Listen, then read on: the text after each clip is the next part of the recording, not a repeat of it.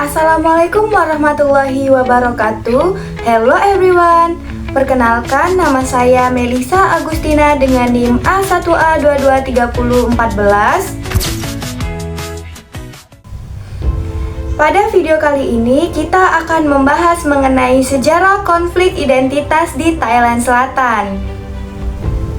Jauh sebelum dikenal sebagai Thailand bagian selatan, wilayah ini dikenal dengan Kesultanan Melayu Patani Darussalam yang diperkirakan sudah ada sejak abad ke-14 atau abad ke-15 dengan masa puncak kejayaannya yaitu pada abad ke-16 hingga abad ke-17 di bawah masa pemerintahan ratu-ratu yang memiliki karisma, budaya, dan juga hukum, agama yang berbanding terbalik dengan kerajaan Siam yang bermayoritas agama Buddha.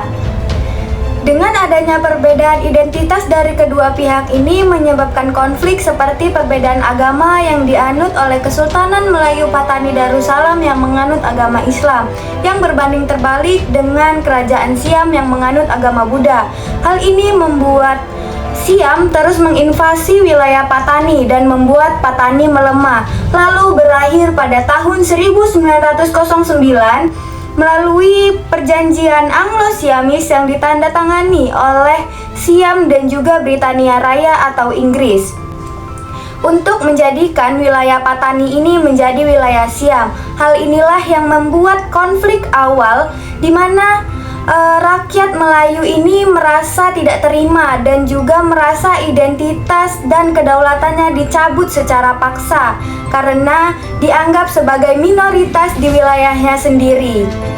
Pasca perjanjian tersebut, pemerintah menerapkan kebijakan Thaifikasi untuk menyatukan identitas tunggal yaitu Thai.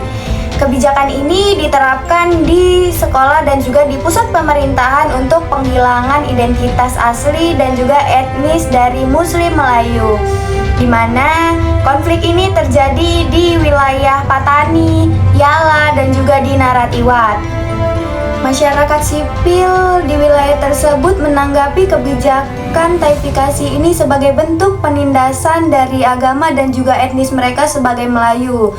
Di tahun 1960-an hingga 1970-an, Muslim Melayu ini merespon melalui organisasi separatis yaitu PULO, Patani United Liberation Organization, dan juga BNPP sebagai bentuk organisasi untuk kemerdekaan Patani Raya. Meskipun konflik ini sudah meredam cukup lama, di tahun 2004 konflik ini kembali meletus karena adanya penindasan dan juga penyerangan bersenjata di wilayah Narathiwat, serta tragedi Masjid Krusek dan juga Takbai. Ditangani militer cukup keras serta serangan bom, penembakan, dan kekerasan yang mengakibatkan banyaknya korban sipil Melayu yang mencapai 60% atau setara dengan 7.000 orang yang tewas pada konflik ini. Tahun 2013, pemerintah memberikan solusi melalui dialog damai. Namun masih belum berhasil dikarenakan adanya perbedaan pengakuan identitas Melayu dan juga pengakuan integritas nasional di Thailand sendiri. Kesimpulannya, konflik di Thailand Selatan ini berakar pada penghilangan kedaulatan di Kesultanan Melayu Patani Darussalam dan juga adanya perjanjian dari Anglo-Siamis di tahun 1909 dan dilanjutkan dengan kebijakan Thaifikasi yang menghilangkan identitas Melayu Muslim di wilayah Patani dan juga adanya pembuatan organisasi-organisasi separatis dan juga penindasan dan penyerangan yang terjadi di wilayah Narathiwat tadi yang membuat konflik ini masih terus berlanjut meskipun sudah mendapat solusi dari pemerintah melalui dialog damai. Dan inilah akhir dari pembahasan mengenai sejarah konflik Thailand Selatan.